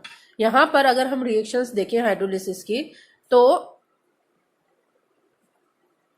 P4O10 जब रिएक्ट करता है तो फॉस्फोरिक एसिड बनाता है। This is the example of hydrolysis of water. Now silicon chloride. Silicon chloride क्या बना रहा है, silicon oxide, and HCl release हो रहा है। नाइट्राइड जो है, कोई भी नाइट्राइड, वो H2O के साथ वाटर के साथ रिएक्ट करके अमोनिया बनाएगा, और OH- जो आयंस है वो रिएक्ट करेगा। हाइड्रेट, यहाँ हाइड्रोलिसिस है, यहाँ हाइड्रेट्स फॉर्मेशन है। हाइड्रेट्स क्या होते हैं, ऐसे कंपाउंड्स जिनमें H2O molecule as it is combine रहता है, ठीक है। साइड में कई फॉर्मूलाज में अपन देखते हैं, जैसे कॉपर सल्फेट में 5H2O, राइट। सो इसमें क्या है कि कहीं ना कहीं कॉपर सल्फेट की जो क्रिस्टल्स हैं, जो स्ट्रक्चर है कॉपर सल्फेट की, उनमें वाटर मॉलिक्यूल कहीं ना कहीं एग्जिस्ट कर रहे हैं। They are known as hydrates. और ये कोऑर्डिनेशन भी हो सकते हैं। कोऑर्डिनेशन कंपाउंड्स में क्या होता है, coordination sphere. This bracket is known as coordination sphere. इस कोऑर्डिनेशन स्फीयर में सेंट्रल एटम के साथ, सेंट्रल मेटल एटम के साथ हाइड्रोजन बॉन्ड जो है एज ए लिगेंड्स जुड़े हुए रहते हैं। इंटरस्टिशियल वाटर, जो आयनिक कंपाउंड्स होते हैं, आयनिक सब्सटेंस होते हैं, उनमें वाटर मॉलिक्यूल इंटरस्टिशियली कहीं ना कहीं बीच में स्पेस में इनके वाटर मॉलिक्यूल्स जो है वो सस्पेंडेड रहते हैं। So they are known as interstitial water. Hydrogen bonded water मतलब कॉपर सल्फेट के साथ हाइड्रोजन बॉन्डेड फॉर्म में रहता है। So this is known as hydrogen bonded water. Now अगर हम बात करें कॉपर सल्फेट की वापस, तो कॉपर सल्फेट का रियल स्ट्रक्चर होता है CuSO4, सॉरी, कॉपर के साथ H2O मॉलिक्यूल जुड़े रहते हैं 4, और इस पर चार्ज होता है 2+, और SO4 के साथ एक हाइड्रोजन बॉन्डेड में रहता है H2O, ओके। तो अगर यहाँ पे क्वेश्चन पूछा जाए कि कॉपर सल्फेट में कितने H2O बॉन्डेड फॉर्म में होते हैं, तो सिर्फ एक होता है, ये वाला बॉन्डेड फॉर्म में है, ठीक है। और ये कोऑर्डिनेशन स्फीयर में है। जो बाकी के 4 हैं वो कोऑर्डिनेशन स्फीयर के अंदर है, और ये बॉन्डेड फॉर्म में है। So that is how we can say कि एक ही हाइड्रोजन बॉन्डेड फॉर्म में है और 4 कोऑर्डिनेशन है, कोऑर्डिनेटेड वाटर है। 1 is bonded and 4 is coordinated water. Next, soft and hard water.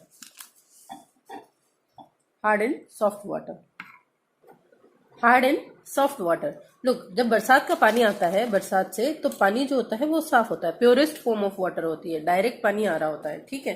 लेकिन जैसे ही वो अर्थ की सरफेस पे गिरता है, तो उसमें, क्योंकि वाटर बहुत अच्छा सॉल्वेंट है, तो उसमें खूब सारे सॉल्ट्स जो होते हैं, जो कि हमारे एनवायरनमेंट में पाए जाते हैं, वो सारे सॉल्ट जो है उनमें डिजोल्व होने शुरू हो जाते हैं।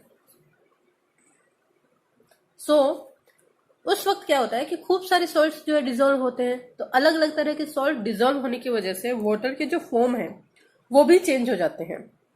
क्लियर। अगर वाटर में कैल्शियम और मैग्नीशियम के सॉल्ट्स जो है वो डिजोल्व हो जाते हैं, like calcium hydrogen carbonate, calcium chloride और calcium sulphate, these are the salts of hydrogen chloride and sulphate. Calcium के सॉल्ट हैं इस फॉर्म में, या मैग्नीशियम के salt, that means magnesium hydrogen carbonate, magnesium chloride और मैग्नीशियम सल्फेट। अगर ये डिजोल्व हो जाते हैं वाटर के अंदर तो वो वाटर जो होता है उसे हम हार्ड वाटर कह देते हैं। ओके। अब क्या होता है कि जब ये हार्ड वाटर साबुन के साथ यानी सॉप के साथ रिएक्ट करता है तो ये लेदर नहीं बनाता है, इसकी जगह ये क्या बना लेता है, एक प्रेसिपिटेट बना देता है। वो क्यों बनाता है? जैसे साबुन का एक कंटेंट होता है sodium stearate, this is the formula of sodium stearate, ये साबुन का कंटेंट है। ठीक है, साबुन का कंटेंट जब मैग्नीशियम से रिएक्ट करेगा वाटर में डिजोल्व मैग्नीशियम से, यहाँ पे वाटर सॉल्युबल है यानी ये पानी में घुला हुआ है, एक्वस है, राइट। इससे जैसे ही रिएक्ट करेगा तो ये क्या बना लेगा, डाइमर बना लेगा। यहाँ पे देखो एक ही मॉलिक्यूल था इसका, लेकिन अब देखो इसमें एक ही मोइटी थी इसकी इतनी, राइट, इस मॉलिक्यूल में, लेकिन इधर मैग्नीशियम के साथ जब ये मॉलिक्यूल बनाएगा तो जस्ट डबल वजन हो गया इसका, जस्ट डबल हो गया। तो ये जो है बहुत हेवी हो जाता है, बहुत हेवी होके इसका प्रेसिपिटेट बन जाता है, ये सस्पेंडेड हो जाएगा सॉल्यूशन में से। सो दैट्स वाई जो है साबुन जो है इसके साथ प्रेसिपिटेट बना लेता है। So these are known as the hard water. अब वाटर जो है वो वाटर जो कि इन कैल्शियम और मैग्नीशियम सॉल्ट से फ्री होता है, राइट, जिस वाटर में कैल्शियम और मैग्नीशियम के ये सारे सॉल्ट्स नहीं पाए जाते हैं वो जो है सॉफ्ट वाटर होता है। अब हार्डनेस जो होती है वाटर की वो भी दो तरह की होती है, permanent and temporary. Temporary hardness में क्या होता है कि वाटर जो होता है उसमें कैल्शियम और मैग्नीशियम के हाइड्रोजन कार्बोनेट्स घुले हुए होते हैं। क्लियर। हाइड्रोजन कार्बोनेट्स होने की वजह से जब हम इन्हें गर्म करते हैं, यानी रिमूवल मेथड में एक तो बॉइलिंग है, जब इसको हम गर्म करते हैं तो CO2 जो है वो निकल जाती है, कार्बोनेट की जो CO2 होती है वो एज इट इज निकल जाती है, और जो मैग्नीशियम है वो मैग्नीशियम हाइड्रोक्साइड में कन्वर्ट हो जाता है जो कि इनसॉल्युबल होता है, यानी इसका प्रेसिपिटेट बनके पानी से अलग हो जाएगा और वाटर जो है वो प्योरीफाई हो जाएगा। क्लियर। ये होती है टेम्परेरी हार्डनेस। ठीक है, टेम्परेरी हार्डनेस में क्या होगा, water contains HCO3 of calcium and magnesium. Calcium और मैग्नीशियम के हाइड्रोजन कार्बोनेट्स जो होते हैं वो होते हैं। अब देखो यहाँ मैग्नीशियम का हाइड्रोजन कार्बोनेट है, ये कैल्शियम का हाइड्रोजन कार्बोनेट है। अगर वाटर में ये वाली चीज है वाटर के अंदर, तो उस पानी को जैसे ही हम गर्म करेंगे तो उस पानी में से CO2, इस मॉलिक्यूल की CO2 ऐसी की ऐसी गैस की फॉर्म में निकल जाएगी और मैग्नीशियम जो है वो मैग्नीशियम हाइड्रोक्साइड बना देगा। ओके, मैग्नीशियम हाइड्रोक्साइड बनाते ही ये सस्पेंडेड हो जाएगा, यानी पानी से अलग हो जाएगा। अगर हम कैल्शियम हाइड्रोजन कार्बोनेट की बात करें तो कैल्शियम कार्बोनेट बना देगा, इसको गर्म करते ही डिकम्पोज हो जाएगा, डिकम्पोज होते ही कैल्शियम कार्बोनेट बना देगा। कैल्शियम कार्बोनेट जो है वो हेवी होता है, सस्पेंडेड हो जाएगा, CO2 एज इट इज निकल जाएगी और H2O हमें रिमेन में मिल जाएगा। Clerk method. क्लर्क मेथड में क्या होता है कि कैल्शियम हाइड्रोजन कार्बोनेट की रिएक्शन जो है हम कैल्शियम हाइड्रोक्साइड के साथ करवाते हैं। जब इन दोनों की रिएक्शन करवाई जाती है तो कैल्शियम कार्बोनेट सस्पेंडेड हो जाएगा और वाटर जो है वो अलग हो जाएगा। मैग्नीशियम कार्बोनेट के साथ भी कैल्शियम हाइड्रोक्साइड की रिएक्शन करवाते हैं, इसमें भी कैल्शियम कार्बोनेट अलग हो जाएगा। इट मीन्स यहाँ पे ये जो कैल्शियम है ना, ये कैल्शियम इस कार्बोनेट के साथ निकल जाएगा, कैल्शियम कार्बोनेट बना देगा। मैग्नीशियम जो है वो OH के साथ निकलेगा और रिमेनिंग OH जो है वो H2O की फॉर्म में निकलेगा। Okay, so that is how ये वाले प्रोसेस, क्लर्क प्रोसेस और बॉइलिंग मेथड जो है वो यूज किए जाते हैं टेम्परेरी हार्डनेस को रिमूव करने के लिए। Now permanent hardness. Permanent hardness क्या होती है, वाटर जो है उसमें क्लोराइड्स और सल्फेट के जो सॉल्ट होते हैं, कैल्शियम और मैग्नीशियम के क्लोराइड और सल्फेट सॉल्ट अगर डिसॉल्व है तो उसे हम कहते हैं परमानेंट हार्डनेस। ठीक है, इनके रिमूवल के लिए हम क्या करेंगे, पहले से वॉशिंग सोडा ट्रीटमेंट करते हैं Na2CO3, तो उसमें क्या होता है क्लोराइड के साथ हम इसकी रिएक्शन करवाएंगे, कार्बोनेट की फॉर्म में मेटल अलग हो जाएगा, जो भी कैल्शियम या मैग्नीशियम है, कैल्शियम कार्बोनेट या मैग्नीशियम कार्बोनेट, और NaCl जो है वो अलग हो जाएगा। NaCl क्योंकि हाईली रिएक्टिव होता है तो NaCl जो है वो फटाफट बनता है। ठीक है, स्ट्रॉन्ग एसिड और स्ट्रॉन्ग बेसिस के बेस पे हम इसको एक्सप्लेन कर सकते हैं, बट हाँ NaCl इंस्टेंट बनता है। और इसका अच्छा एग्जांपल है कि अर्थ में कहीं पे भी हमें नमक बनाने की जरूरत नहीं पड़ती। NaCl है क्या, जो हम नॉर्मली सॉल्ट यूज करते हैं वही होता है। ठीक है, तो इसको बनाने की जरूरत नहीं पड़ती है, ये सी वाटर जो होता है उसमें ऑलरेडी बना हुआ है। इट मीन्स क्या है कि NaCl अपने आप बन रहा है, हमें इस पे कोई एफर्ट नहीं करना पड़ रहा। सो कहीं पे भी अगर रिएक्शन हो रही है और उसमें NaCl बनने के चांसेस हैं तो बहुत इंस्टेंट NaCl बनता है। ठीक है, तो ये NaCl फटाफट फॉर्म हो जाएगा और जो मेटल है वो कार्बोनेट के साथ अलग हो जाएगा। सिमिलरली सल्फेट्स के साथ होगा, Na2SO4 बना लेगा और MCO3 जो है वो अलग हो जाएगा। काल्गोन मेथड। अब काल्गोन क्या होता है? ये जो मोइटी होती है इसे हम कहते हैं Calgon, that is sodium metaphosphate, sodium hexa, sorry it's sodium hexa metaphosphate. That means अगर मैं इसको ब्लॉक में बंद करूं तो ये हो जाएगा NaPO3, दैट इज सोडियम मेटाफॉस्फेट, लेकिन इसके साथ 6 हो रहे हैं, so sodium hexa metaphosphate. Okay, sodium hexa metaphosphate, इसी को ही हम क्या कहते हैं? काल्गोन कहते हैं। काल्गोन जो होता है जब ये डिकम्पोज होता है तो अपने 2 सोडियम आयंस जो है वो रिलीज करके एनायन में कन्वर्ट हो जाएगा। ओके, ये एनायन रिएक्ट करता है मेटल आयन के साथ, मेटल आयन के साथ रिएक्ट करेगा तब मेटल आयन 2 सोडियम को रिप्लेस कर देगा। ठीक है, और उसकी जगह एक मेटल आयन चला जाएगा। लाइक 2 सोडियम यहां से निकल गए, Na2 में बदल गया, एक मेटल आयन यहां इसके साथ आ गया और 2 सोडियम रिप्लेस हो गए, यहां से 2 सोडियम को निकाल देगा ये और खुद जाके यहाँ कॉम्प्लेक्स में फिट हो जाएगा। सो इस तरह से ये जो है एक कॉम्प्लेक्स बना लेगा वाटर में और सस्पेंड हो जाएगा। सो इस मेथड से भी हम परमानेंट हार्डनेस को रिमूव कर सकते हैं by using Calgon method. Third method है ion exchange method. Ion exchange method, look इसमें क्या होता है, आयन एक्सचेंज मेथड में हम एक रेजिन लेते हैं। ठीक है, उस रेजिन को हम कहते हैं sodium aluminium silicate. Sodium aluminium silicate जो है वो यहाँ एज अ रेजिन वर्क करता है, जिसे हम जियोलाइट भी कहते हैं और परमिटाइट भी कहते हैं। इस रेजिन पे जब हार्ड वाटर फ्लो करवाया जाता है तो क्या होता है, यहाँ के आयंस जो होते हैं वो एक्सचेंज हो जाते हैं, यानी सोडियम आयन जो है वो रेजिन से निकलकर वाटर में चला जाएगा और जो कैल्शियम और मैग्नीशियम आयंस है वो वाटर से निकलकर रेजिन पे आ जाएंगे। क्लियर?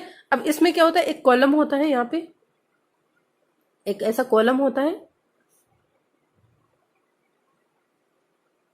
और इस कॉलम के चारों तरफ, इस वाले रेजिन की चारों तरफ एक लेयर लगा दी जाती है, किसकी? सोडियम एल्यूमिनियम सिलिकेट की पूरी लेयर लगा दी जाती है चारों तरफ। ठीक है, और जैसे ही यहाँ पे वाटर फ्लो होता है हार्ड वाटर, तो उसमें क्या आएंगे, कैल्शियम +2 मैग्नीशियम +2 ये होंगे। अब यहाँ पर जो बीट्स लगे होते हैं जो रेजिन के ऊपर, उसमें क्या होगा, sodium aluminium silicate, that is sodium aluminium silicate SiO4, that is silicate. Okay, sodium aluminium silicate लगा होगा। तो इस सोडियम एल्यूमिनियम सिलिकेट का जो सोडियम आयन है वो तो चला जाएगा वाटर के अंदर, और कैल्शियम और मैग्नीशियम दोनों में से कुछ भी, कोई भी आयन जो है इस सोडियम की जगह रिप्लेस हो जाएगा। ठीक है, तो इस तरह क्या होगा, इस कॉलम से जब हम इस पानी को बार बार निकालेंगे तो जितने भी कैल्शियम और मैग्नीशियम आयन है वो सोडियम से रिप्लेस हो जाएंगे। क्यों? क्योंकि मैग्नीशियम आयन की सिलिकेट बनाने की कैपेबिलिटी ज्यादा होती है, तो इसलिए ये बॉन्ड अच्छा बना के क्या बना लेगा, सोडियम एल्यूमिनियम सिलिकेट बना देगा। क्लियर? तो सोडियम एल्यूमिनियम ये रहा, सोडियम एल्यूमिनियम सिलिकेट की जगह कैल्शियम एल्यूमिनियम सिलिकेट बन जाएगा या फिर मैग्नीशियम एल्यूमिनियम सिलिकेट बन जाएगा। ठीक है, so this is the formula of metal silicate जो रिप्लेस होने के बाद बनेगा, और सोडियम जो है वो वाटर में चला जाएगा। सोडियम हमारे लिए किसी भी तरह से नुकसानदायक नहीं होता, हाँ बहुत ज्यादा अमाउंट हो जाए तो हो जाता है, इसलिए नमक कम खाना चाहिए। ठीक है, सो इसका एक्सचेंज होने के बाद हमें प्योर वाटर मिल जाएगा। अब क्या होता है कि जैसे जैसे यहाँ पर आयन एक्सचेंज होता है तो फाइनली जो सोडियम एल्यूमिनियम सिलिकेट है वो ऑलमोस्ट इसमें कन्वर्ट हो जाता है, कैल्शियम एल्यूमिनियम सिलिकेट या मैग्नीशियम एल्यूमिनियम सिलिकेट में। तो इस फॉर्म को, जबकि रेजिन पूरा का पूरा एग्जॉस्ट हो चुका होता है, उसे हम कहते हैं एग्जॉस्ट जियोलाइट।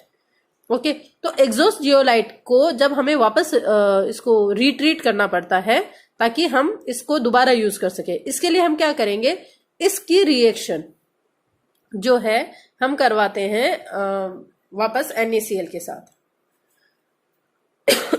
सिलिकेट्स की रिएक्शन इस NaCl के साथ करवाते हैं, कॉन्सेंट्रेटेड NaCl के साथ, तो क्या होगा कि NaCl जो है वो वापस इसका सोडियम जो है वो यहां पर रिप्लेस हो जाएगा, वापस आयन एक्सचेंज हो जाएगा, और मैग्नीशियम और कैल्शियम जो है वो क्लोरीन के साथ एक्वस सॉल्यूशन में चले जाएंगे।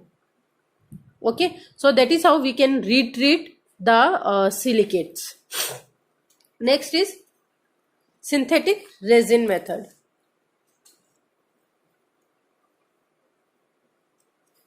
अब इसमें क्या होता है, एक आयन एक्सचेंज रेजिन होता है इसमें भी, जिसको पहले NaCl के साथ ट्रीट करवाते हैं।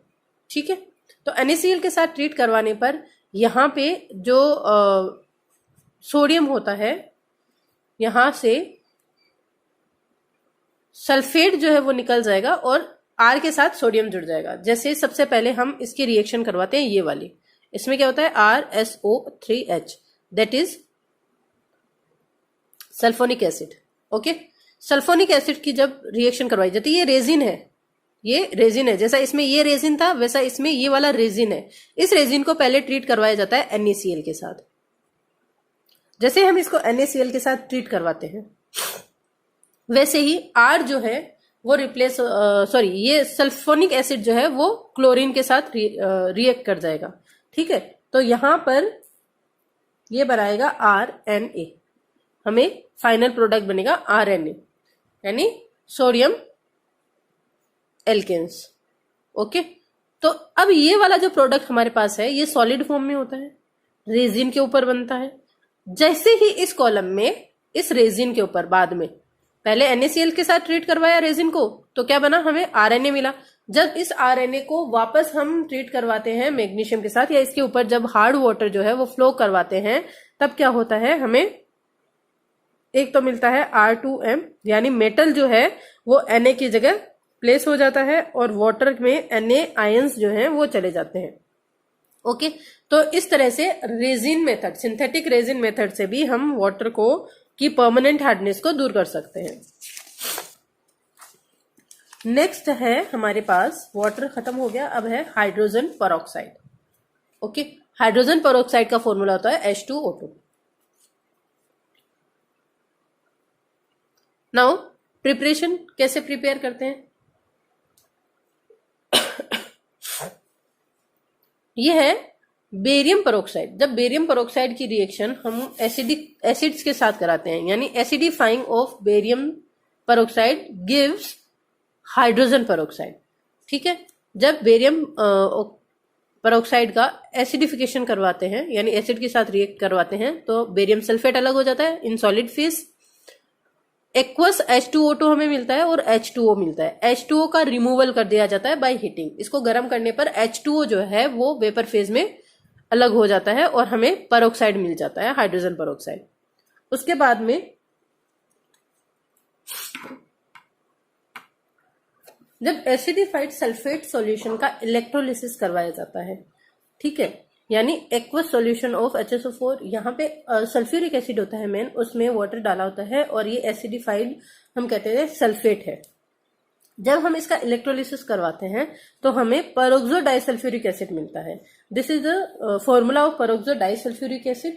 और इसका स्ट्रक्चर और देख लेते हैं अपन।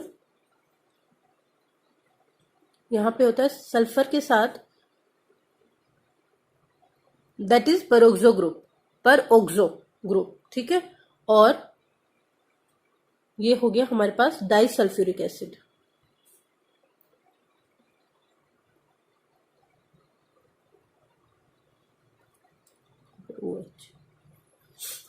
सो this is peroxo disulphuric acid.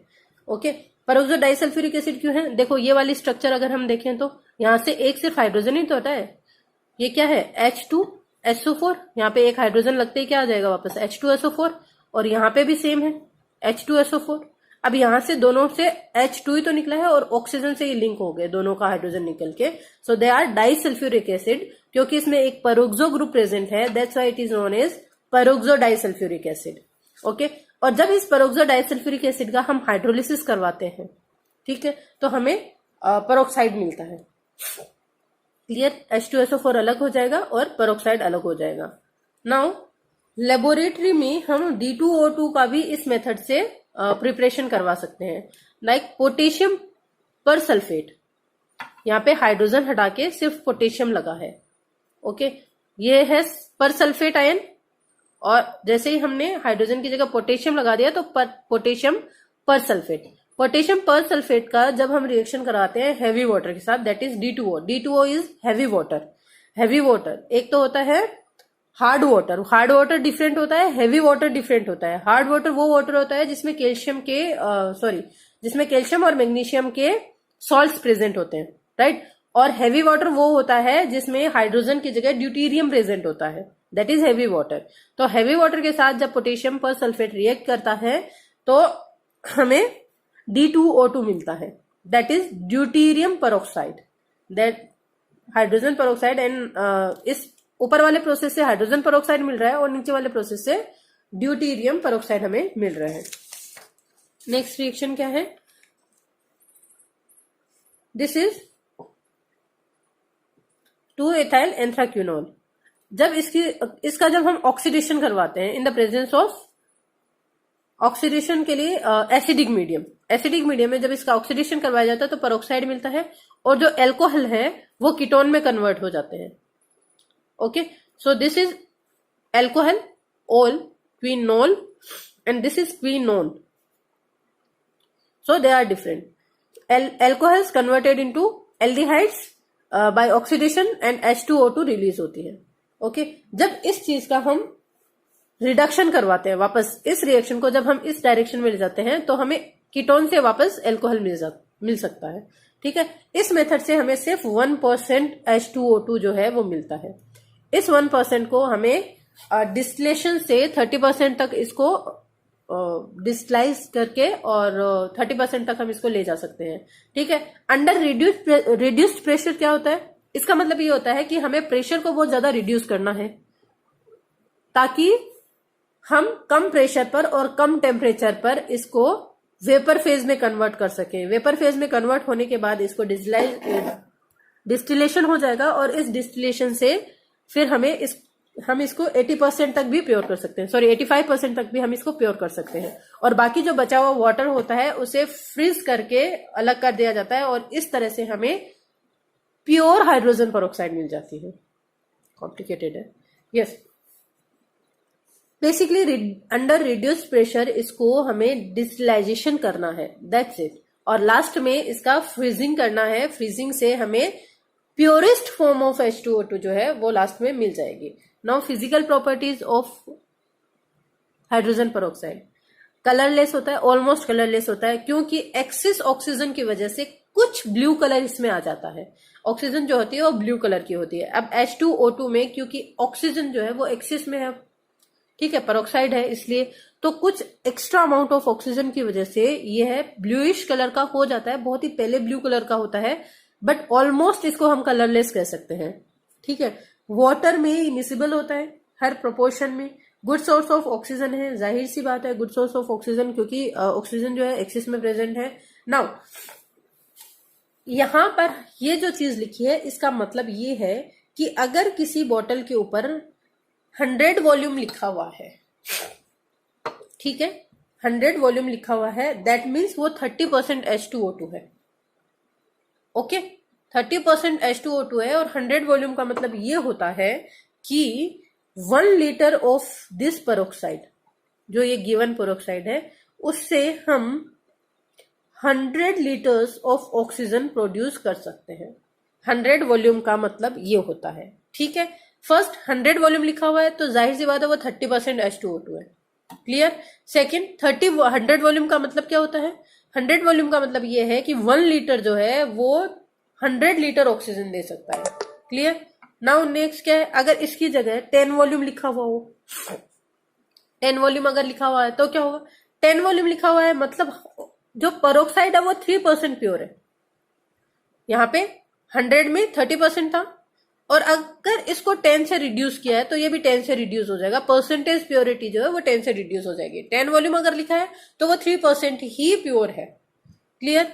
अब 10 वॉल्यूम का मतलब ये है कि 1 litre of H2O2, 1 litre of peroxide will give 10 litres of oxygen.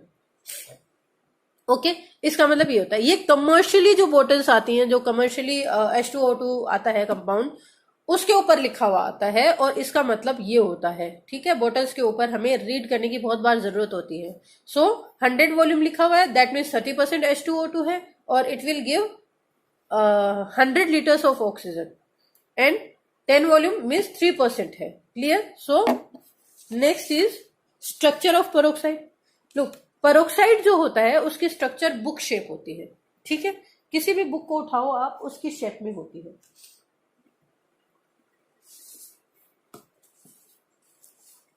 Suppose ये डायरी है, ओके, बहुत ज्यादा बड़ी होगी। सो कोई भी बुक उठा लो, ओके। सो बुक शेप का मतलब क्या होता है कि मान लो ये है हाइड्रोजन की हाइड्रोजन पेरोक्साइड की शेप, तो ये शेप जो होती है वो कुछ ऐसे होती है, ऐसे, ओके। यानी बुक की शेप में होगी ना, लाइक इट्स बुक, है ना, बुक शेप होती है। सो इसमें जो ये वाला हाइड्रोजन का प्लेन है, ये वाला हाइड्रोजन का प्लेन और इस वाले हाइड्रोजन प्लेन के बीच का जो एंगल होता है, ये वाला एंगल, इसे हम कहते हैं डायहाइड्रल एंगल, ओके। इसे हम क्या कहते हैं? Dihedral angle. So plane of this hydrogen and plane of this hydrogen, इन दोनों हाइड्रोजन के प्लेन्स के बीच का एंगल जो होता है वो डायहाइड्रल एंगल होता है। नाउ गैस फेज में ये डायहाइड्रल एंगल होता है 111.5 का, गैसियस फेज में, और जब इसे ही हम सॉलिड फेज में कन्वर्ट कर देते हैं तो ये एंगल जो है वो कुछ कम हो जाता है। इट मीन्स ये दोनों हाइड्रोजन कुछ पास में आ जाते हैं, राइट, इस तरह से, और ये हो जाता है 90 लगभग, यहाँ पे ऐसे 90.2 के बराबर। So these are the structures. यहाँ पे ऑक्सीजन के बीच की बॉन्ड लेंथ होती है 147.5 पिकोमीटर, और यहाँ ऑक्सीजन हाइड्रोजन के बीच की बॉन्ड लेंथ होती है 95 पिकोमीटर। जबकि सॉलिड फेज में ये बॉन्ड लेंथ जो है वो कम हो जाती है, ऑक्सीजन पास आ जाते हैं एक दूसरे के, और ये हो जाती है 145.8 पिकोमीटर, और ये वाली bond length OH bond length जो है वो होती है 98.8 पिकोमीटर। Now chemical properties. अब क्योंकि ये अच्छा सोर्स ऑफ ऑक्सीजन है, यानी ऑक्सीजन देगा, राइट, ऑक्सीजन देने वाले जो होते हैं वो बहुत अच्छे ऑक्सीडाइजिंग एजेंट होते हैं। सो ऑक्सीजन होने के साथ साथ इसके पास हाइड्रोजन भी है, राइट, 2 हाइड्रोजन ऑल्सो देयर। तो अब देखो, इसके पास ऑक्सीजन भी है, इसके पास हाइड्रोजन भी है, तो ये ऑक्सीजन भी दे सकता है, as an oxidising agent work कर सकता है, या हाइड्रोजन भी दे सकता है, एज एन रिड्यूसिंग एजेंट भी काम कर सकता है। तो ये oxidising agents as well as reducing agent, both in acidic and basic medium, acidic medium में भी दे सकता है और बेसिक मीडियम में भी दे सकता है, ठीक है। तो ये दोनों ही मीडियम में ऑक्सीडाइजिंग और रिड्यूसिंग एजेंट के जैसे बिहेव कर सकता है। नाउ अगर हम इसका ऑक्सीडाइजिंग एक्शन देखें एसिडिक मीडियम में, तो ये रिएक्शन देखी जा सकती है। एसिडिक मीडियम मतलब H+ will be there, okay. Basic medium means OH should be there, है ना, एसिड्स है तो H+, बेस है तो OH- होगा ही होगा। आयरन जब रिएक्ट करता है एसिडिक मीडियम में पेरोक्साइड के साथ, so ferrous will converted into ferric, that is ferrous Fe2+, that is ferric Fe3+, और हाइड्रोजन पेरोक्साइड जो है वो H2O में कन्वर्ट हो जाएगा। क्लियर? अब रिड्यूसिंग एक्शन क्या होता है, ये वाला तुम बहुत याद रखना, ये बहुत बार आता है MnO4 का, ठीक है। MnO4 जो होता है वो एसिडिक मीडियम में +7 से +2 ऑक्सीडेशन स्टेट में जाता है on reduction. Mn+7 will go into Mn2+ in acidic medium, ठीक है। एसिडिक मीडियम में Mn+7 से +2 में जा रहा है, क्लियर। नाउ ये रिड्यूसिंग एक्शन है in acidic medium, medium acidic है, that means H should be there. Now next है बेसिक मीडियम में, बेसिक मीडियम में भी वही हो रहा है, आयरन जो है वो फेरस से फेरिक में जा रहा है और OH रिलीज कर रहा है, क्लियर। रिड्यूसिंग एक्शन में देखो बेसिक मीडियम में Mn जो है यहाँ पे +7 में है, और Mn जो है वो किस में जा रहा है, +4 में। So in basic medium Mn+7 will go to Mn+4, basic medium में Mn+7 जो है वो +4 में जाएगा। सो Mn+7 converted into Mn+4 in basic medium,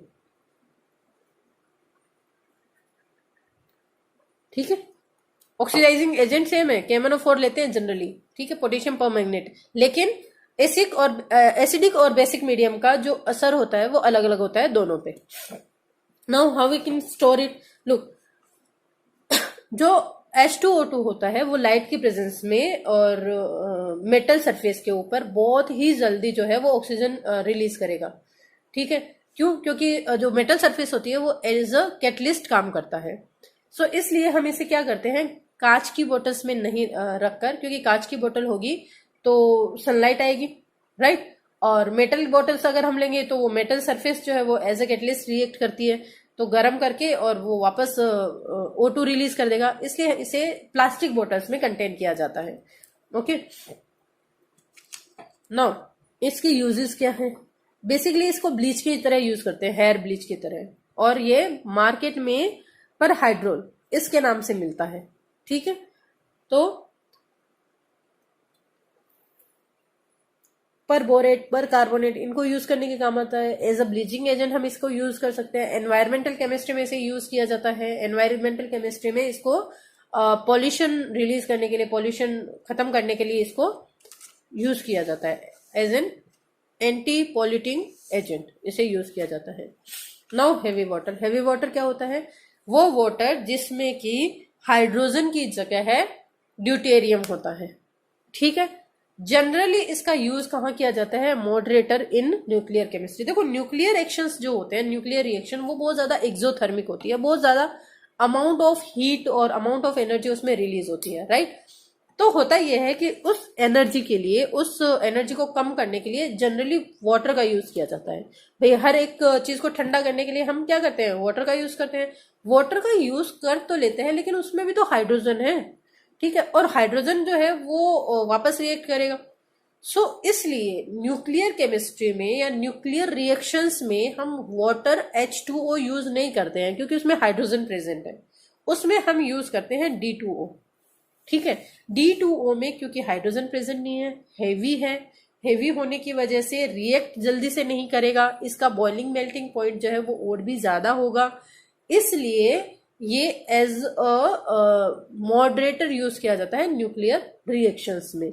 और इसकी बाकी जितनी भी केमिकल रिएक्शंस हैं वो ऑलमोस्ट जो है वो वाटर जैसी ही होती है। क्यों? क्योंकि नंबर ऑफ इलेक्ट्रॉन्स इक्वल होते हैं। सिर्फ न्यूक्लियर केमिस्ट्री का थोड़ा अलग बैठता है, क्योंकि न्यूक्लियर केमिस्ट्री जो है या न्यूक्लियर रिएक्शंस जो होती हैं वो न्यूक्लियस के बेसिस पे की जाती है।